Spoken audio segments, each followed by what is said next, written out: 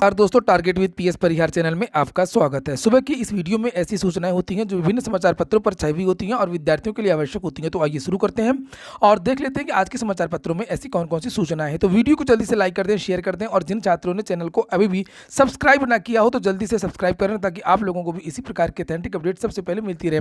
चलिए शुरू करते हैं। खबर की शुरुआत करेंगे शिक्षक भर्तियों पर।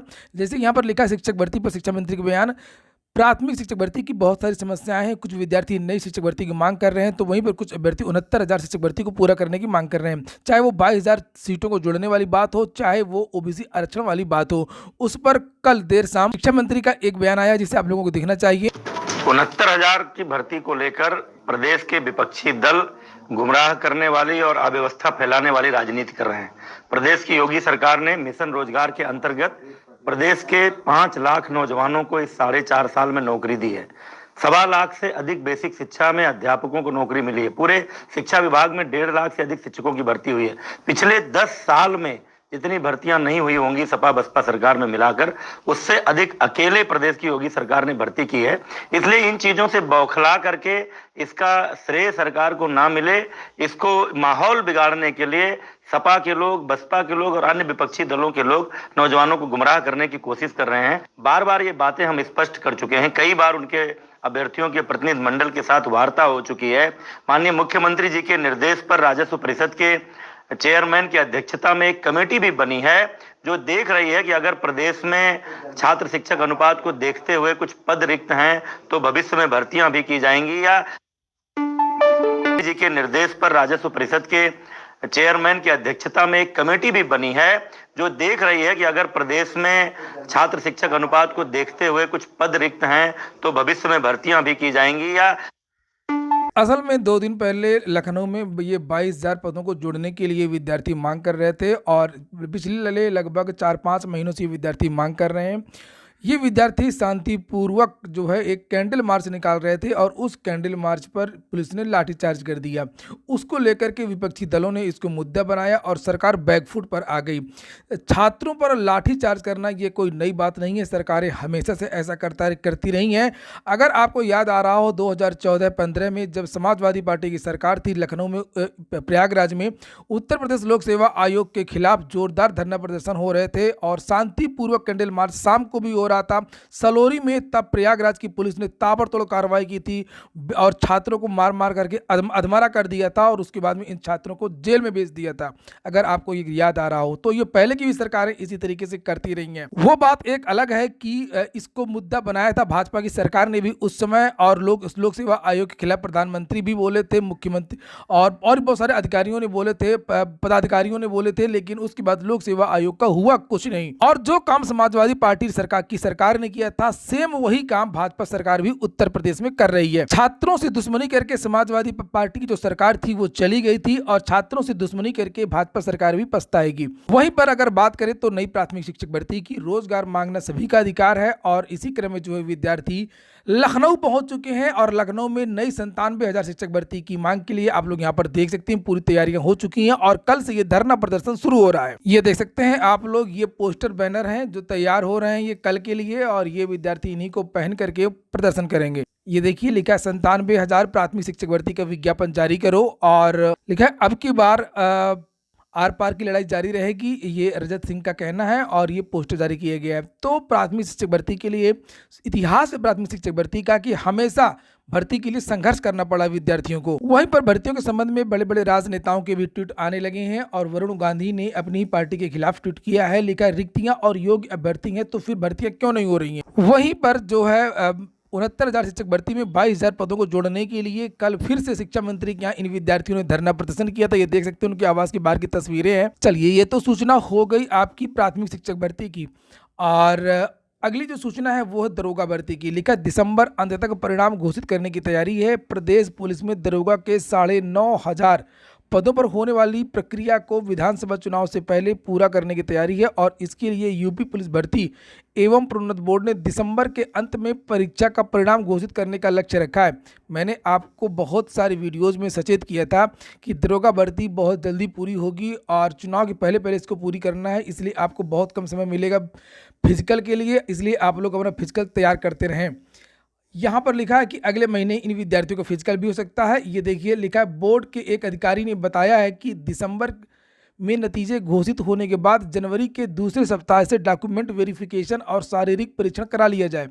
सब कुछ ठीक रहा तो तय समय में ही भर्ती प्रक्रिया को पूरा कर लिया जाएगा। नागरिक पुलिस के 9027 और पीएसी में प्लाटून कमांडर के 484 पद, अग्निशमन द्वितीय अधिकारी के 23 पदों के लिए 12 नवंबर से 2 दिसंबर के बीच में ऑनलाइन परीक्षा हुई थी।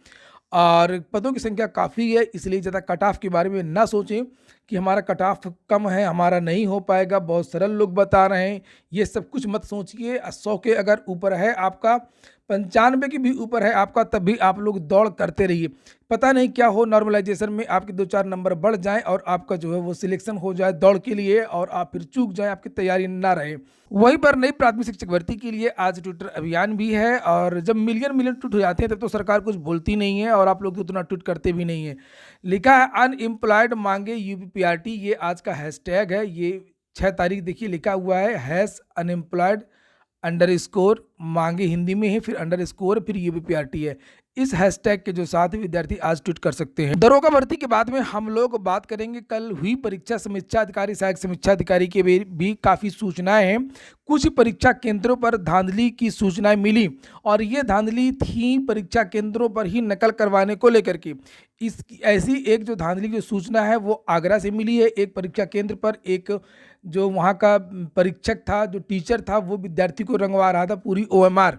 इसी तरीके से एक लखनऊ के बारे में भी सूचना मिली है, विद्यार्थियों ने आपत्ति दर्ज की, विद्यार्थियों ने हंगामा किया है। इसके अलावा जो पूरी परीक्षा है वो सुचितापूर्वक सुनने में आया, पूरी परीक्षा जो है प्रदेश में सुचितापूर्वक हुई है। लेकिन सबसे बड़ी बात यह है कि आधे से ज़्यादा विद्यार्थियों ने परीक्षा छोड़ दी है। ये आगरा के एक परीक्षा केंद्र की तस्वीरें हैं जहां पर विद्यार्थियों ने कल हंगामा किया था। सुबह जो समान अध्ययन का पेपर था उसी में नकल करवाए जाने का विद्यार्थियों ने आरोप लगवाया है। ये देखिए लिखा हुआ है कि आरओ यानी समीक्षा अधिकारी, सहायक समीक्षा अधिकारी 2021 प्रारंभिक परीक्षा के प्रति अभ्यर्थियों में कम उत्साह रहा। उत्तर प्रदेश लोक सेवा आयोग ने रविवार को 2 पाली में परीक्षा आयोजित की थी। 22 जिलों में 1214 केंद्रों पर इम्तिहान करवाया गया। इसमें आधे से अधिक अभ्यर्थी परीक्षा में शामिल नहीं हुए। दोनों पालियों में मिलाकर के 49.10% उपस्थिति रही।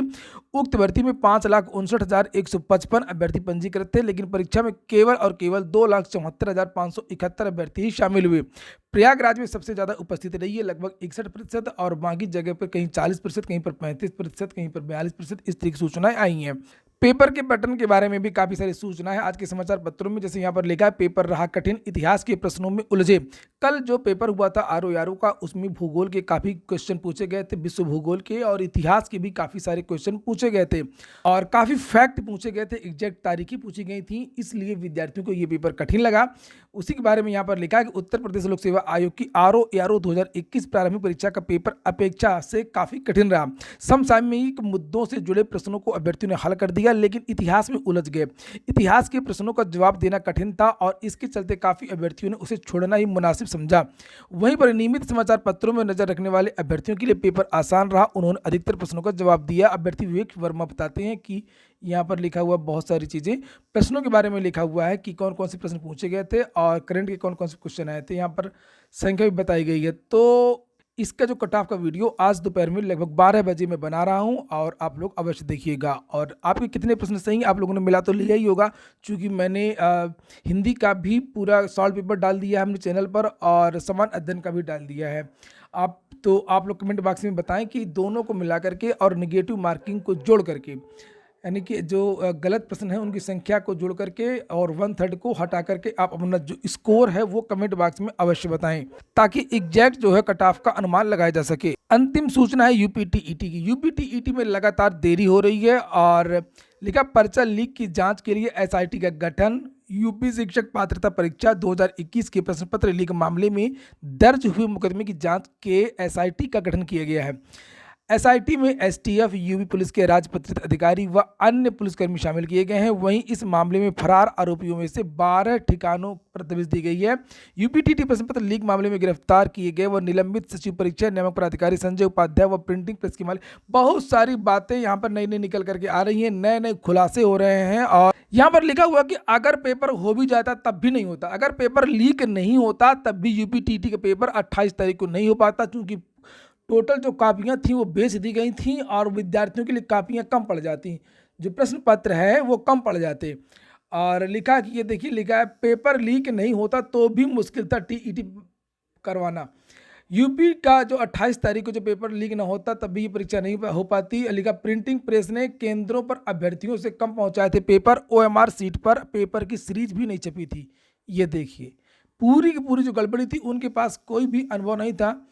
और ये सब 13 करोड़ का चक्कर है। 13 करोड़ में 5 करोड़ अधिकारी टकार गए होंगे, 4-5 करोड़ जितना भी टकारे हों, और उसी में ये सस्ता प्रेस इन्होंने देखा है। आप लोगों ने देखी होगी सरकारी काम में रसीदें कैसी होती हैं, कितना पतला कागज़ होता है। कमीशन के चक्कर में ये लोग हर चीज़ रद्दी ढूंढते हैं, चाहे प्रश्न पत्र हों, चाहे वो कापियाँ हों, चाहे रद्दी विशेषज्ञ हों, चाहे रद्दी परीक्षा एजेंसियाँ हों। यहाँ पर देख सकते हैं कि लिखा है सबसे बड़ी गड़बड़ी ये हुई थी यूपी टीईटी में कि कई केंद्रों पर अभ्यर्थियों की संख्या से कम प्रश्न पत्र भेजे गए थे। बहुत सारे जो प्रश्न पत्र है वो रख लिए गए थे बेचने के लिए। केंद्र पर परीक्षार्थियों की संख्या से 10% अधिक कहीं कहीं पर भेजा गया, कहीं कहीं पर पेपर डैमेज था, उसे बदलने के लिए पेपर नहीं थे। लेकिन प्रयागराज के एक केंद्र पर 450 अभ्यर्थियों के लिए केवल 408 प्रश्न पत्र ही पैकेट में निकले थे। पेपर पैकेट में यह चूक अन्य जिलों में भी हुई थी, तो बीच बीच में निकाल लिया था। लेकिन अभी तक ये नहीं मालूम है कि इसका जो मुख्य सरगना कौन है। मुख्य सरगना मैं बताता हूँ कौन है। मुख्य सरगना उत्तर प्रदेश सरकार ही है। और जैसे कि जिस तरीके से परीक्षा एजेंसी का चयन किया जाता है सस्ती, उसी तरीके से अधिकारियों का भी चयन किया जाता है। योग्य अधिकारी नहीं रखे जाते हैं, योग्य अधिकारी दरकिनार किए जाते हैं। सरकार अपनी सुविधा के अनुसार, अपने फायदे के अनुसार बड़े बड़े अधिकारियों को, चयन बोर्डों के अध्यक्षों को नियुक्त करती है। तो यहाँ पर ये भी सोचने वाली बात है। और पेपर लीक का जो सरगना है वो अब तक चिन्हित नहीं है। तो गलतियां तो शुरू से ही हो जाती हैं जब अधिकारियों का चयन किया जाता है, और उसके पहले जब सरकार का चयन किया जाता है तो खैर छोड़िए, तो कभी नहीं रुकेगा और हमेशा से होता आया, सदियों से होता आया है। और लिखा है कि यूपी टीईटी एग्जाम में हो सकती है देरी, बोर्ड के सामने ये चुनौती। बहुत सारी बातें यहाँ पर लिखी हैं कि इतनी जल्दी पेपर नहीं छप पाएगा, इतनी जल्दी पेपर बन भी नहीं पाएगा, इसलिए विद्यार्थियों को अभी और इंतजार करना पड़ता है। कल ही मैंने एक वीडियो बनाया था परसों शाम को, जिसमें आप लोगों से ये बताया था कि अब ये जो परीक्षा है वो जनवरी के लास्ट में ही हो सकती है। कुल मिलाकर के यूपी टीईटी अब पूरी तरीके से लटक चुकी है। तो देखते हैं, इंतजार करते हैं, जैसे ही कोई न्यूज आएगी यूपी टीईटी संबंधित उसकी जो अपडेट है मैं आपको इस चैनल के माध्यम से दे दूंगा। तो ठीक है दोस्तों, ये हो गया आज का वीडियो। अगर आपको अच्छा लगा तो लाइक कर दें। जिन छात्रों ने चैनल को सब्सक्राइब न किया, सब्सक्राइब कर लें। पूरा वीडियो सुनने के लिए बहुत बहुत धन्यवाद।